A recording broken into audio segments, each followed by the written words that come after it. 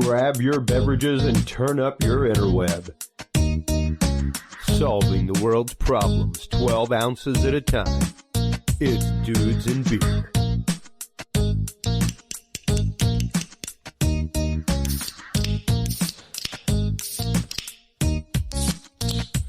Well, hello everybody, and welcome to the Dudes and Beer podcast. I am Chris Jordan, your host.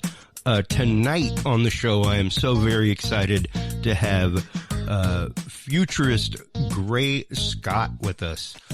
He explores emerging technologies as a techno-philosopher, talks about AI, self-aware machines, ever-popular sex robots that we're always talking about on our Facebook page, all kinds of stuff. Before we welcome Gray to the show, don't forget, Dudes and Beer is now brought to you by Audible. Make sure to stop on by audibletrial.com/dudes to get your 30-day free trial of Amazon's Audible. You'll get some great audiobooks there. If you don't like the book, you can trade it in, get a different book. It's a great system. I love it. I use it on the road because I just don't have time to sit down and read anymore. And that's some of the stuff that we will be talking about tonight with our guest. Our guest is a futurist.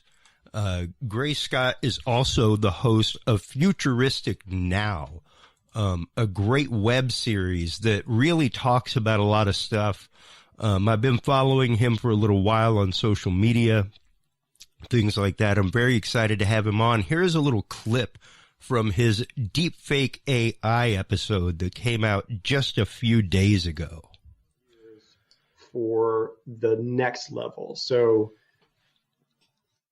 the AI has, AI that can manipulate videos and voices, that's been around for a little while. So we're already in that. We've already crossed that threshold into a new realm of digital reality. Okay.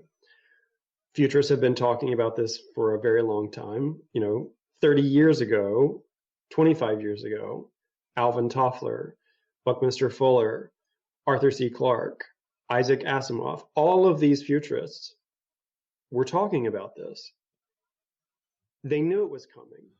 Welcome to the show, ladies and gentlemen. Gray Scott, how are you doing today, Gray? I'm doing well, Chris. Thanks for having me. Oh, absolutely. Like I said, I've been following you for a little while. I want to say it was a History Channel show that I saw you on. About transhumanism or something like that. And I was like, oh, I love what this guy has to say. Cause you literally just break it down into the most common sense terms and really come at it from an ethical philosophy point of view, not just the fact of, hey, this is technology, it exists, but man, what are we supposed to do with this? How are we supposed to treat it? And how are we supposed to go into the future with this knowledge? So take it away. Let us know how you got into being a futurist and how you started producing the show Futuristic Now. So I began my career as a futurist by attending the World Future Society conference in Toronto.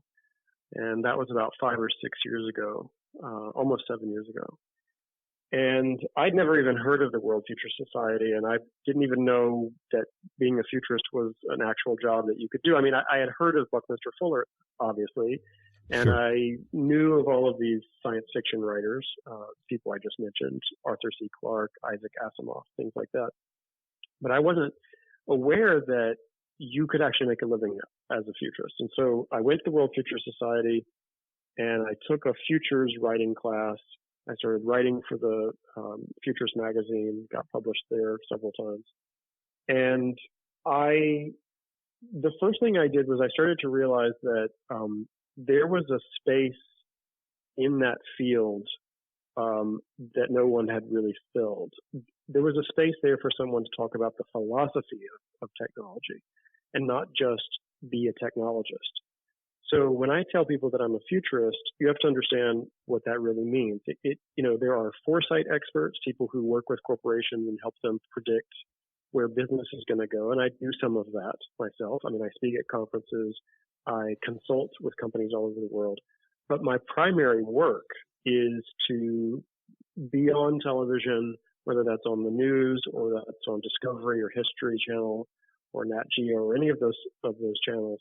And my job right now is to speak to the public, because Isaac Asimov said one time in an interview, this is really interesting. He said, we cannot leave it to the academics and the corporations to make the decisions for our future. We have to be involved.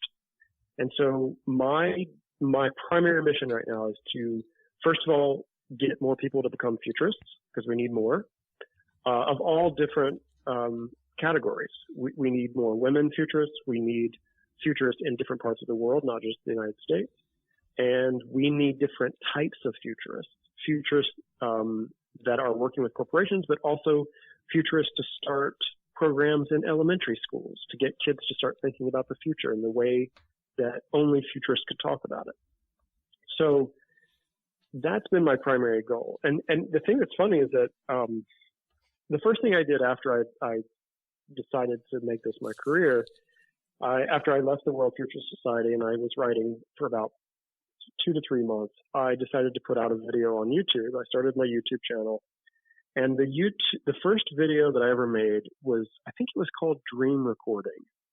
And it was based off of a white paper that came out of the University of Kyoto. And it was based on their research on taking test subjects, hooking them up to EEG headsets or fMRI systems where they could read their brain waves. They would show them an image, a very crude black and white, like a square or a circle, and they could output that onto a computer screen. That was maybe 5 or 6 years ago. And I knew the moment I saw this and I read this research that we were headed towards being able to read and output images from what we were seeing inside of our minds. We would eventually output that. And so I was extrapolating, and I said, the future really is leading us towards being able to record our dreams. So I made this video, very simple 3-minute video. I talked about the research. I talked about sort of extrapolations and, why this would happen, and that there would be a dream recording social network and all the things that came around the idea of dream recording. And it was maybe 2 weeks later, I was hosting a week-long show on Discovery Channel. So this whole thing had happened so quickly to me that I really barely had time to sort of formulate my ideas and my theories around futurism itself. And I think you have to have a very strong sense of philosophy, your own personal philosophy. You have to have a very strong sense and understanding of reality outside of the cultural crap that we're sort of fed all the time. Terrence McKenna talked about this all the time. He used to say that culture is not your friend. And I am a real believer in that. I think we, as futurists, are part of our job also, too, is to say what we've been taught is not necessarily the full truth. Yeah. The full truth is cosmic. It's not just cultural. And so that's how this whole thing began. Yeah, and the work that you've been doing, the message that you've been putting out is so absolutely amazing. And like I said before the show, so necessary. Such a breath of fresh air to hear somebody calling to question how we go about stepping into the future. Because right now we are straddling the gap. We are right up against the predictions of our science fiction forefathers. Absolutely. Yeah. And I mean that beyond the Star Trek universe, folks. I mean, like people back in the 30s, who wrote, talking about robotics, talking about AI, learning machines, things like that. Your video that you recently put out, that we were playing a minute ago, for Deepfake AI, a lot of that technology emerged years ago. where there was utter replacement technology that could be used in film, that kind of stuff. Go into some of that a little bit, and what the implications of some of these things like deepfake AI video could be. Well, just briefly for the listeners, I have to explain what deepfake actually is. So Please.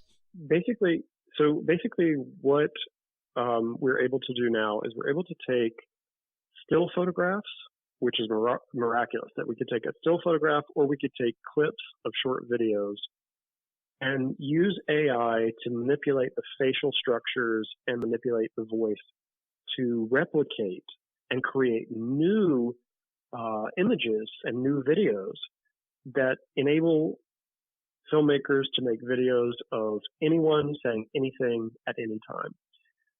That's a profound shift in what we call reality. So it's not just Photoshop anymore. These are moving images with voice. So this is the ability to be able to make a video of you or your listeners and make it say anything that they want you to say. Now, here's the thing that's interesting. So deepfake has been around for a little while. The most famous cases are deepfakes of Obama and deepfake videos of Putin. And those are easy enough to find on YouTube. But what's happened recently is that you're starting to see small little deepfakes being made of celebrities. The most recent deepfakes were, I think it was released this month, of Mark Zuckerberg and Kim Kardashian. Yeah. And the videos are pretty detrimental to their brand because they're saying things that they normally wouldn't say publicly. And this is what I'd been talking about this 4 or 5 years ago, that we would sort of shift away from the reality that we know into sort of a hyper reality, a sort of digitized reality. And deep fakes are just the beginning of this slippery slope that we're headed towards. The next level to this is the ability to manipulate any image from any clip, even if it's a still image, even if you have just a still image of your face. We are going to get to the place where we can take a still image and a tiny clip of your voice and make a complete video out of that, making you say anything that the creator wants to say. Now, this gets into a very gray area because the person that did the Mark Zuckerberg deepfake video is an artist. Now we're getting into the stage of saying, well, what is art? Is this an art form? Because if it is, then it's protected under free speech. So we're looking at a really weird thing where it's not just a painter painting someone's portrait. This is a digital artist creating a whole new persona based on the face and the voice. So interesting. In this recent video on Futuristic Now, I was extrapolating into the future of where this is going to take us, and I'll just give you a couple of sort of weird scenarios that could play out here. One is that you're going to need to have digital persona insurance. There are going to be insurance companies that are going to form that you will need to take out a policy to protect yourself against digital identity manipulation. Meaning that if you're a CEO of a company and someone decided to take down your company, if they decided to destroy your company, they can just take a clip of you and make you say something horrible and put it out on social media. You would need insurance to cover if anything happened, if your stock fell, if you lost your company. This is not just for CEOs, though. This is not just for celebrities. This is going to happen to each of us, and it's going to happen to our children and that gets really scary when you start talking about families not being able to protect their children's digital personas, their digital identities. Yep. And think about all of the families that have put their children on Facebook from the day they were born until their graduation. Just Yep. think about that. Yeah, and you know, we actually used to have a guest on fairly regularly for a while who was a former Secret Service fraud investigator and now heads up the UT Center for Identity, things like that. And America is actually one of the only countries that has no actual law concerning what a digital identity is. So right now it's the Wild West. You can literally do whatever. And that's pretty frightening in and of itself, much less like when will we get to the point of a digital age of consent? Where like my 2-year-old child, we posted pictures of him online. His biometric data is out there. We cannot take that back. We made that decision on his behalf. Yeah, and wait till the children, when teenagers start suing their parents. Yeah. Because their digital persona has been hacked and their life is basically ruined because their parents decided to record everything and the hackers were able to use that. So we're really in this weird transitional stage. This metamorphosis, this digital metamorphosis is happening to us right now. So, you know, for a very long time, I talked about how technology was this sort of second skin that has been here the whole time. There's a lot of theories about what technology actually is. I have my own theory. I've been saying for a very long time that technology is natural and that nature is technological. And so there is no man versus machine or humanity versus machine. It is all the same thing. It's a continuum. And so when you think of it like that, you can actually start to address the core of the real issue. The real issue is not technology. It never has been. The wheel is just a round stone until someone puts it together and decides to take that somewhere. Fire can either heat your house or burn your house down, right? Yeah.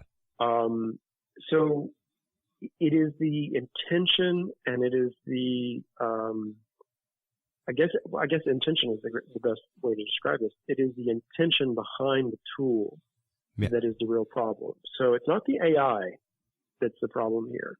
We could be using all of these technologies to benefit and help each other, but we're pulling the really negative, antiquated cultural baggage with us on this journey into the future, and we need to let some of that go. Some of the stuff that just doesn't work anymore. So, I mean, and this gets us into the idea of abundance. This gets us into the idea of universal basic income. This gets us into the idea of if everything gets automated, then what's the point of working? What's human purpose? So you can see very quickly, you know, we can start talking about deepfake, and then suddenly we're opening up this philosophical idea of like, what is technology? What is the purpose of technology? Yeah. Well, and that's just it. I mean, we've gotten to a point almost where technology defines us now. And when you were talking just a second ago, I said I do corporate AV for a living. So I'm sitting in on meetings all the time. And when I heard an economist the other day talking to a group of CEOs about automated driving, and he's like, you know, everybody's worried about how it's going to take truck driving jobs away. Do you think that we would be coming up with automated 18-wheelers if we had an influx of 18-wheeler drivers? Yeah. He was like, the problem is our shipping needs exceed the people who are actually willing to drive trucks. But we still have to be able to meet those needs. So that's why we're investing the money in automation, not to take jobs away from people. We'd gladly give them to them if they wanted them. Well, that's the thing. That's the thing. See, the problem is that we don't really. Okay, let me try to back up here. Go ahead. So the first thing to understand is that we are operating on a cultural operating system. That is what we operate from, and most of us operate in a cultural operating system that is about 35 years. That's the range of the average person. They can get their head around about 35 years of cultural operating system, meaning that they understand about 35 years of culture. Okay. They have there's even a smaller amount that they can remember. So we're talking the average cultural memory is about 7, maybe even 5 years. People forget really quickly things that have happened. Yes. So if you start from that place and you understand that whenever you're dealing with people, you're also dealing with a very limited sliver of the cultural operating system. One of the biggest jobs for a futurist is to get people in the mindset of thinking cosmically and not culturally. So when you say to somebody, and I love to do this sometimes when I'm speaking at crowds, I like to say, where are we? Where are we right now? And the average person says, oh, we're in a convention center, or we're in Houston, we're in Dallas, we're in Texas, we're in whatever. And I always think no one ever says we're floating on a piece of dust in the cosmos. That's not the operating system that they're running. Their cultural operating system is localized, and it's a very small sliver of perception. So what I'm saying to people is, if you start to open up your perception cosmically, you're going to start to see very differently. You're going to start thinking differently, and you're going to start seeing some of these patterns that hide within nature, within the cosmos. You're going to start seeing those patterns. What's happening to us right now has happened to other species. It's happened to us before. I mean, there were periods where we transitioned from the oceans to the land to cities. I mean, we have evolved as a species, as an organism on this planet. So when you start thinking like that, it pulls you away from being so myopic and thinking so small when it comes to the idea of technology. Only when you get to that place can you start to really understand what some of the real intentions are for technology and from technology. So I've never bought into the idea that there's like a small group of people pulling the strings. First of all, we're not there. Yes, there are cabals of people trying to make things happen. There always have been. But human beings are not smart enough, nor are we advanced enough to make this kind of thing that's happening play out as smoothly as it's playing out. I think that it is some sort of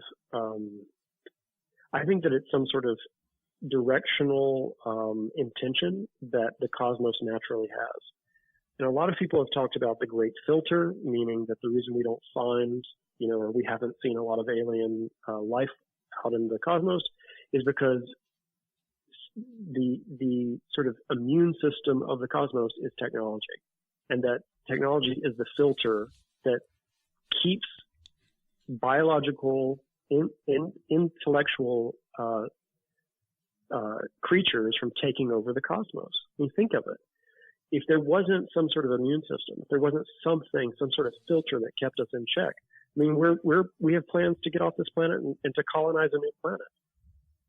I mean, if that continues, we could take over the cosmos, especially if we become transhuman and we start, altering our minds with AI. Well, and even here recently with the spaceman stunt, where they launched the vehicle out with the spaceman, it was one of those like, did y'all assemble that in a clean room? Just curious before you send a meteor with Earth germs hurtling through space irresponsibly. Like, that's horrifying. Not only did you just throw another piece of space junk out there, but now it's got a projectile trajectory, and it's polluted with Earth germs. Great. How horribly irresponsible. And that's what you were saying earlier, the lack of forethought. The lack of not thinking about that, the foresight of, oh, wow. Yeah. What if that does hit somewhere? And we do have to think about that the good, the bad concept, where technology is going, and how do we ethically use the technology at our fingertips. One of the guys that I love having on this show is from the Radical Empathy Foundation, and they actually use VR to teach people about human trafficking. Because it's a way to immerse somebody in an experience. And it's pretty powerful. It's really wild. But you know, to know that applications of technology like that are there, where you can alter somebody's perception of reality for a short time, and have it impact them. So you have to be responsible in how you do that. You do. I mean, this is something a lot of futurists have been talking about recently, is the ethical impact and the ethical standards of creating these technologies. But the problem is that I don't think we're not in control of it. We haven't been. We've never been in control of it. So we're under this assumption that we are the creators of this technology. Yeah. And if you follow the thread of what I laid down earlier, saying that nature is technological, that means that anything that emerges from the cosmos is technological. So there is no difference between you and the computer you're sitting in front of. As abstract and as philosophical as that sounds, it's actually very, very tangible and true, because every element that's in that computer is also in your body. We have very similar elements throughout nature that are in the computer. So it's just I go back to this idea of the intention and why the cosmos has evolved the way that it's evolved. One of the things that I've been talking about is that there is a future in front of us. Physicists have been debating whether the future actually already exists, because there is a theory that the past, present, and future have already happened, that everything has already happened, and we're just moving through this timeline. I'm a proponent of that. I actually think that is true. There's a lot of reasons why I think that's true. First of all, because the cosmos itself seems to be algorithmic. It seems to be geometric at its core. You know, our bodies are geometric if you look down to the molecular level. Nature is geometric. There are codes and patterns throughout nature. Nature is an algorithm. I mean, that is literally what it is. And the reason we see it the way we see it is because we don't see the molecular level. We see the higher state of that geometric base. So if you extrapolate from there, then what that means is there is a long algorithm and a long code that has been going on for a very long time. Now, to say that you're not connected to that algorithm and that you can step outside of that stream of geometry and math is literally impossible. There's no way for us to do that, because everything in our body, your DNA, is made up of millions and millions and billions even of years of cosmic evolution. Yeah. So when they say we are stardust, well, that's true, but we're also math. We're also geometry. And so anything that emerges from the cosmos is technological. That means we are technological. It means that our computers, our smartphones, all these gadgets that are being created, these are our cousins. I know that sounds so weird for me to say, but these objects, we are related to these objects. And so to say that we are the creators of these objects is an awfully egotistical thing to think, that we came up with this. Yeah. Now, in fact, the truth is, just like Einstein, just like Feynman, just like any other physicist, any physicist that has looked into looked into nature, they begin to see these patterns and codes, and that's what becomes these formulas that become the base of creating these new, or quote unquote, new objects. This is why I say the future is a portal inward. And what we're going to find there is ancient and computational. We're headed towards discovering the ultimate reality, not altering reality. We're actually we're waking up into the hyper reality. Think about this. We only see a very, very small sliver of the light spectrum. We only hear a very, very small sliver of the audible world. So when you say to someone, what is reality? What you're asking them is, what is the small piece of reality that you can see? Tell me about that. Ultimate reality is much more complex, and we don't even know what it is yet.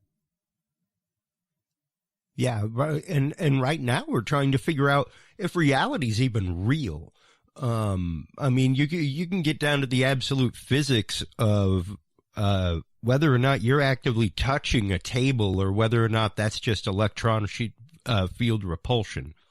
Exactly. And things repelling off of each other. Right now we're across the country from each other, but we're technically sharing an electron shell. You know, so yeah, when you're saying that this is all a part of us, that this is all a part of nature. Absolutely. Absolutely. Like you cannot separate those things. So here's my question for your audience too. The real question we should be asking ourselves, and this is very hard to do because, as I said before, we're running the cultural operating system. Most people are. And I do it too. I mean, I get into my routine. I go to the grocery store. I go to the gym. Those are cultural operating system moments. They pull us out of the cosmic thinking. And so, what I'm interested in is, and this is the question for your audience, is where are we headed? What is the future going to be like? There are clues. I call them cultural echoes that I believe are sort of echoes bouncing back from the future to sort of engage with us. And this is a deep physics conversation if we could go into that. But the idea here is that we, in a way, are communicating with the past and we're communicating with the future at all times. If that is true, and there's some evidence that is true, that we already know where we're headed, if that makes sense. Sure. So it's why sometimes when people like Steve Jobs create these groundbreaking technologies, or Elon Musk, there's a sense of sort of destiny that's built into that. And I think that has to do with this algorithm that I was talking about, that there is an ultimate reason why all of this is happening. Now, here's what's going to really sort of cook your noodle, as they say. That there are several reasons and sort of theories that I've been thinking about why technology has always been here and where we're headed with this whole thing. One, that the ultimate ending to this show is simulation. Okay. And a lot of people have been talking about this. It's not just the Matrix. This is something that's been going on. This is actually being talked about in philosophy from the very beginning of time. Yeah. The idea of reality and sort of a simulated reality. That's one thing. We could be headed towards a simulation at the end of time, a black hole, so to speak. I've been calling it the simulated singularity, meaning that as reality becomes simulated, it also crunches down into a sort of singularity state. I mean, if you can get your head around what I just said, you're way ahead of everybody else. Second, this could be, as I said before, this technology could be the built-in immune system for the cosmos. The cosmos may have technology, may be its immune system, where it says, okay, I will allow species to get to a certain stage, but if it looks like they're going to destroy a planet, or if it looks like they're going to leave their home planet, or if they get out of control and mutate, then this will be the immune system and it will take them out. And there's a lot of evidence that this is how it may end for us, whether it's nuclear bombs or whether it's the environment and climate change. There's a lot of evidence that this may be a filter that we can't get past. That's number two. And then number three is that it's not that we're headed towards the simulation. It is that we're already in the simulation. Now that is really where it gets complicated. There's a lot of things we could go into here, and I just want to explain quickly.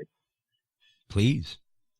If an AI in the year 2019 can already see your brain's images that it's creating, if in 2019 the AI can already manipulate your image and make you say things and simulate you into a video, so that's what we're already doing in 2019. Think about the year 2050 and how things are exponentially growing so quickly. Think about what the world will be like in 2050. Do you really think that an AI, whether that's nanobot material that you breathe in, whether that's an injection that you take or a brain implant, or who the hell knows how that's going to unfold, but do we really think that we would remember and notice an AI manipulating our memory? It could manipulate our memory in a way that we wouldn't remember the transition into the simulation. Yeah. So suddenly, I mean, do you understand what I'm saying? It's like, absolutely. Suddenly you've slipped, our society and our world has slipped into the simulation, and we don't even notice because the AI has erased the transition moment. So has that already happened to us? And here's where it's very dangerous psychologically for people. You have to have I think as a futurist and a philosopher, you have to have a very strong sense of self and a strong sense of psychological stability to even contemplate this stuff.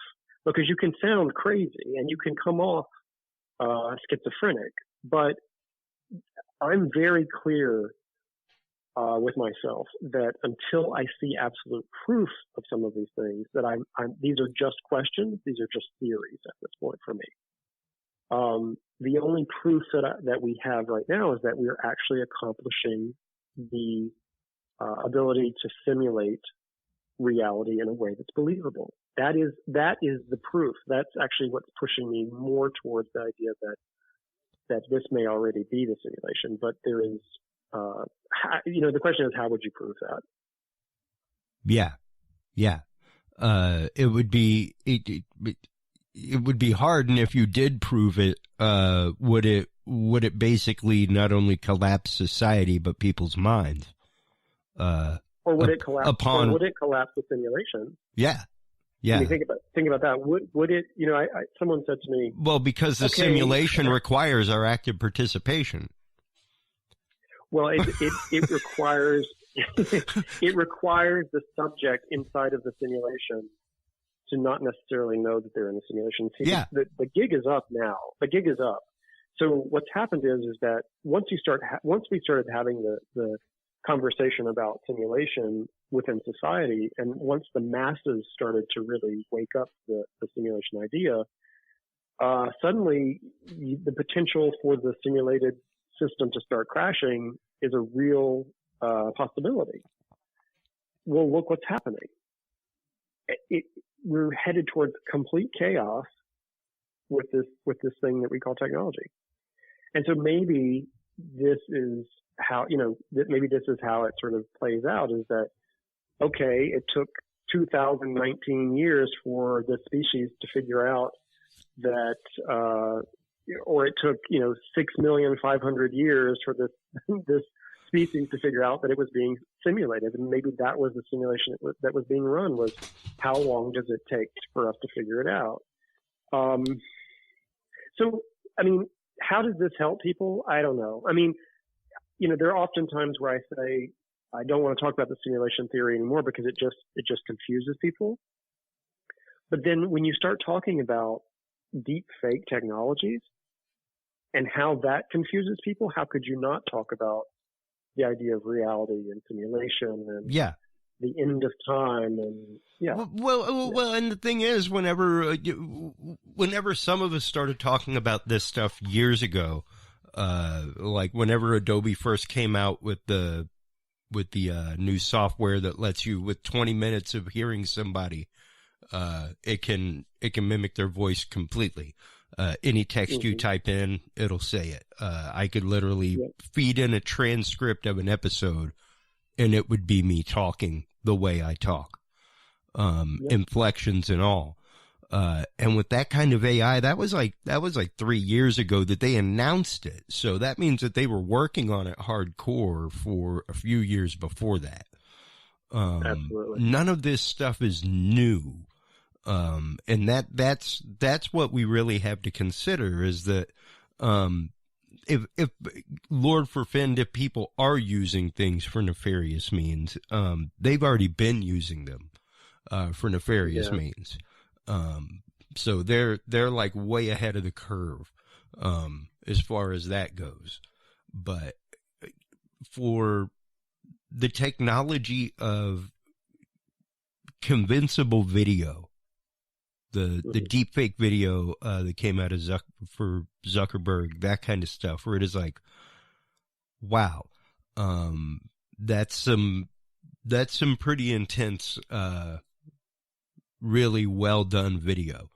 And that's becoming so entirely commonplace now. Like, where do you see things going with things like that in the next few years? How do you think that will impact our society? I mean, right now we've seen the impact of social media, leading to doxing, all kinds of stuff. And even that, where people have jumped the gun, ruined people's lives, all kinds of stuff. We are prone to this hysteria, with this kind of thing. So, what do you think might be the outcome of some of this over the next couple of years? What kind of things do you think we might be seeing? Well, first of all, you have to remember that we are a visual species, and so we tend to believe what we see.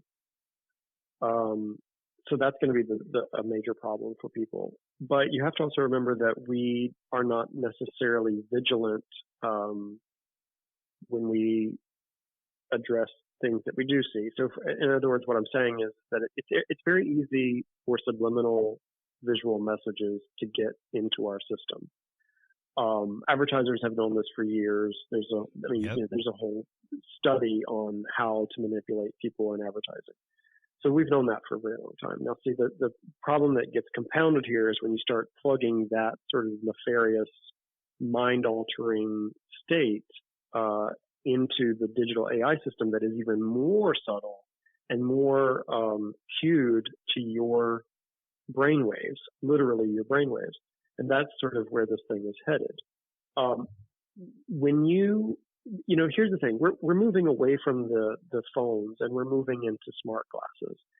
The minute that Apple releases a smart glass that doesn't look like a cyborg, that just looks like a pair of glasses that the mass public will adopt, that's when things are going to start to really rapidly change, because suddenly there's a filter. There's an augmented filter that is going to be on your face that separates your reality from the hyper reality that these glasses are going to be showing you. In other words, augmented reality is going to be able to place an overlay on top of your world. And I'll explain this in a way that this is just one simple application that you could have on your phone. I live in New England, so our winters are long and cold. I have a place in New York, so we can talk about 6 months of brutal winter cold. When you're in the country, no leaves, there's snow on the ground. So let's say there's an application, and it's a seasonal application, and it's an AR application. You're wearing your smart glasses, and you decide, I don't want to look at this winter scene anymore. I want it to be summer. Well, over the summer, the glasses were continually scanning out every window in your house. It was scanning when you walked around the property. It was scanning the trees and the grass and the birds and the butterflies and the bees. And then suddenly you decide, okay, in the middle of winter, I'd like to see summer again. You open up the application, and then every time you look out the window or when you walk outside, you're not seeing winter anymore. You're seeing summer. There's an overlay, and that overlay is so hyper realistic that you would never know. I mean, we're not talking about Pokemon here. We're talking about epic hyper realism. so that when you looked outside, you thought it was summer. That's just one of hundreds and hundreds of applications that could alter what we think we're seeing in the near future. We're not even getting into advertising, perceptual influence, being able to hack someone's smart glasses and make them see Nike everywhere. Ooh. If Nike decided, think about any company that wanted to hack into those systems, or not even hack, any of those companies that wanted to pay a premium price for 10 minutes on everybody's smart glasses. Oh yeah, so suddenly, absolutely. No matter at a live event, everywhere you go, there's you could walk into the basketball game and you got to watch a Pepsi commercial on your smart glasses before the game starts. It's already there. And if you watch hockey right now, when you're watching the hockey games, there are signs, quote unquote, placed on the glass that are not real advertisements. They're not there in real life. Yeah. But you don't know that because it's an augmented part of the show. Yeah. Yeah. I mean, you can just see if you extrapolate how that's going to change us. Well, and this is one of my I guess people say I have a conspiratorial mindset. Imagine that. I choose to see things in a fractal point of view. And the fact of there are trends, things repeat themselves. I spent years studying subliminal psychology, like as a hobby. I loved it. It fascinated me, all the books about the subliminal advertising that was done back in the day. And the laws that were passed against it.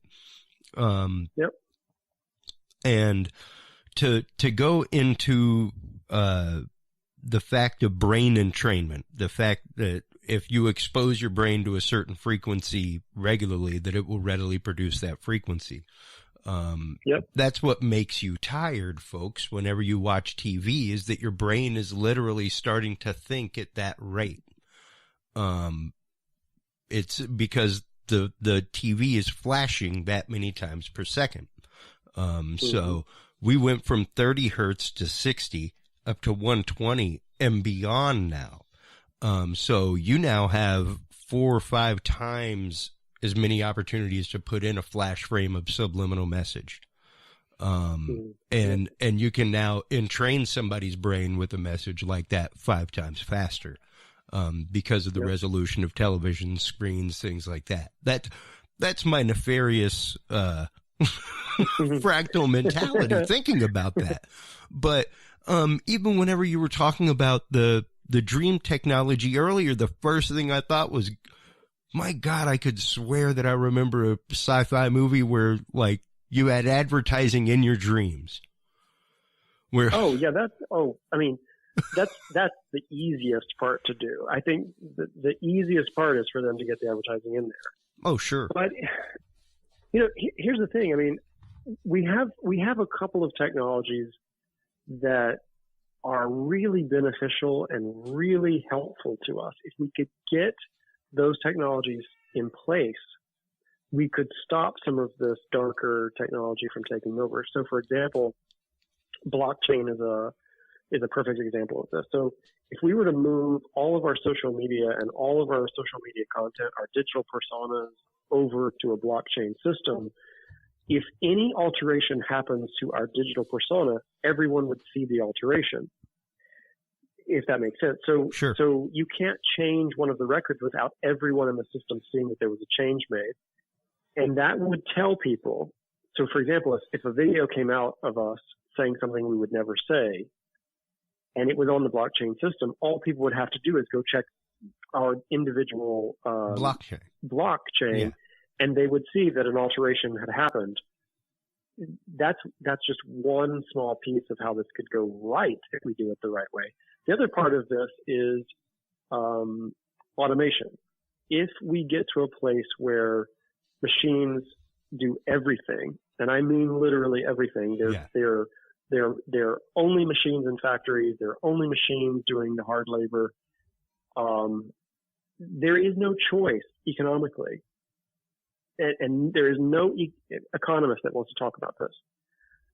And I said this, I spoke at the London Business School, and I stood on that stage and I said, there may be a future where there is no money. And you would not believe the reaction I got from that crowd. People could not believe I said it. Oh, yeah. Because, no economist wants to talk about this. You cannot automate every job away without the prices falling to near zero of products. There is no way. But besides, what's the point? What's the point of charging someone a premium price for something if there are no employees, if there are no commercial spaces for your employees to be at work? Yeah. So all you have is your factory and the materials to build the robots. And if the robots are building the other robots, you don't even need people to build the other robots. Yeah. Shouldn't the products then be cheaper? Well, Larry Page from Google said this. He said, yes, the robots are going to take your job, but everything's going to get cheaper. There's no way that it can't. Because, first of all, the businesses, they would go out of business. Let me put it to you this way. This is a very simple toaster analogy. You have a factory, and your factory makes toasters, okay? Okay. If you automate, and there are 1,000 employees, if you automate all 1,000 of those employees and you take away 1,000 jobs, so suddenly there's only machines making toasters, but the machines are making them 10 times faster and 10 times more efficient with 10 times less material. So there's a dematerialization happening, which is a field of what's going on in the material world too. We're using less material to make the same product. If you can do that, then suddenly you've put that community out of work, so they don't have the money to buy your toaster anymore. What's your choice? You either lower the price to a place where they can afford it so that they will actually buy them from you, or you lose your company. It's a very simple formula here. There's no way that we can still charge the same price for materials if everyone is out of work. Yeah. Now, people will say, well, we're going to have, it's not that jobs are going away. We're just going to be doing different jobs. Well, there is no job. I mean, art, people say, oh, machines will never, that's not true. Yeah. Robots can paint. They can paint already. So that's out the window. They can write music. They can sing. Right. Yes. They can do creepily, but they can do it. Yeah. There's no job that these machines will not be able to do in the future. Yeah. Period. None. People say, oh, psychology, forget it. That you can feed every psychology and every philosophy book into a computer and to an AI, and it can become the greatest philosopher known to man. Trust me, all that's going to happen. Yeah. There's no job that a machine can't do. So here's our choice in the future. There may be supplemental jobs, meaning that, okay, so maybe we become coders for this new line of automation, this new world of automation. Okay, so maybe we become the maintenance people for the machines themselves, whatever that is. But there won't be enough of that work to go around for 7 billion or 8 billion people. Okay. Yeah. So what we have to see here is that the economy is going to shift in ways that we can hardly even imagine. And I don't mean a collapse. I just mean that there has to be a shift in thinking from the corporations, because they're going to go out of business. Yeah. And there's going to be catastrophic ramifications if they don't change the way they think about how they do this. See, I think that eventually we're going to get to a place where our basic needs are taken care of. So housing, food, clothing, all that can be automated. I mean, and when I say automated, I mean there are farm bots that are in the fields right now. Sure. There are 3D printers that can print 3D clothing. There are 3D printers that can print housing from sand and concrete. So we're going to get to a place, hopefully, where everything is automated. And then what we're going to be left with is trying to figure out what our purpose is, and also struggling with this new sense of digital reality. Yeah, and it's odd to be at this point. I guess I'm 44 years old, and I remember very vividly the computers that I had as a child. When I was in late elementary, early junior high, things like that. And just to distill it, folks, most of what we call technology is only a couple hundred years old. Science itself is only a few hundred years old. Mm-hmm. So when you're talking about the scope of humanity and where we have come to and the point that we've come to so rapidly, a lot of it is leap before you look. Because if you just, I mean, one of the craziest things I heard in a presentation this last year at the NVIDIA conference, was somebody from Lockheed Martin saying that we are very well looking at the fact that Moore's Law will be obsolete within the next 3 years. Yep. The calculation that we have used to base computing on and how fast it grows and how fast markets grow, like we're about to surpass that. And that's been what we've known as computer science for 50, 60 years. And then to see another person from MIT give a presentation at a different conference, where two AIs were talking to each other. Mm-hmm. And had you not known, had she not told you afterward that they were AIs, you'd have thought that you just heard a customer service phone call. Yeah, absolutely. It was wild. I see these things regularly, and man, just to know where technology is now and to think about the implications, think about the ramifications, even automated vehicles, like we don't even know who's at fault in an accident with one yet. So we tend to leap before we look regularly as a society. And like you said earlier, we have a very, very short attention span. It's about 7 years. And beyond that, we're like goldfish. We don't remember if we ate or not. So, it's so great to know that people like you are out there as a modern philosopher, taking on the technological issues of society, trying to get people to think, like you said, more in a cosmic mentality, get out of the cultural mentality, and start looking beyond, and start thinking that way so that we can, move together forward as a society, as a humanity as a whole. Yeah, absolutely. Thank you so much for coming on this evening, Gray. I'm gonna go ahead and let you go. I know you are an hour ahead of us here in Central, but tell everybody where they can go to find Futuristic Now, any books, upcoming speaking events, things like that you may have going on, Gray. Yeah, so I have a YouTube channel called Futuristic Now, and you can find it by going to YouTube/GrayScottFuture. And there you can find every video that I've made. There are a couple of lectures. I think the London Business School is on there as well. I'm not sure.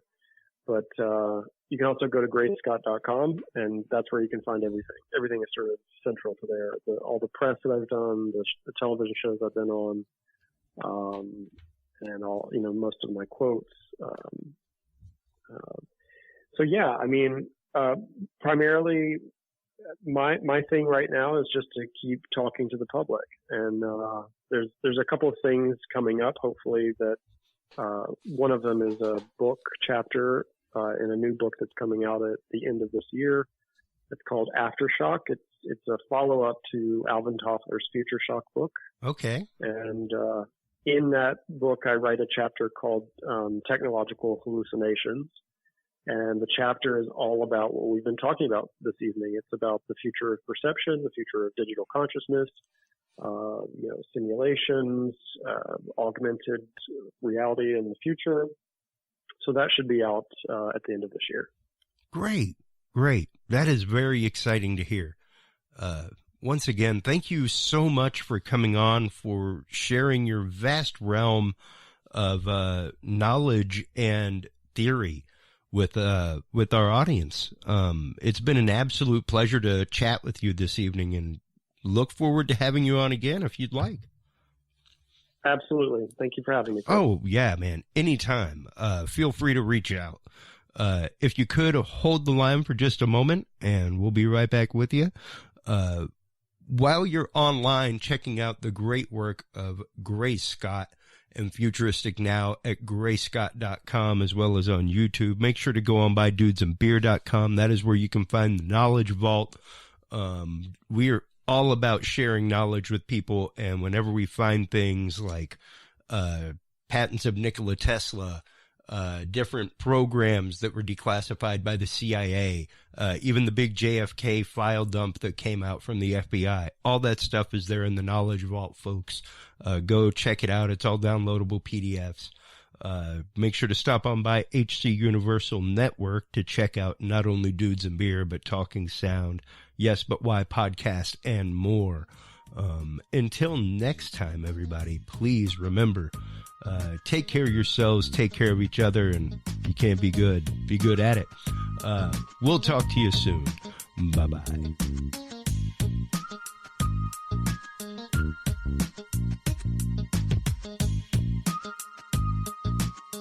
Thanks for listening to this episode of the Dudes and Beer podcast. To listen to our audio streams or chat with us live, download the official Dudes and Beer app for Android and iDevices, available on Google Play and iTunes markets. For more episodes, content, and information, visit us online at dudesandbeer.com.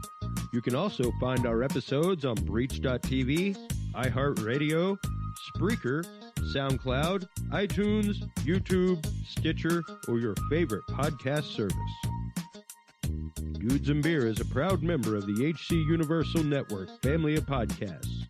For more about our sponsors and other podcasts on this network, visit hcuniversalnetwork.com. Thanks for listening, everybody, and until next time, drink responsibly.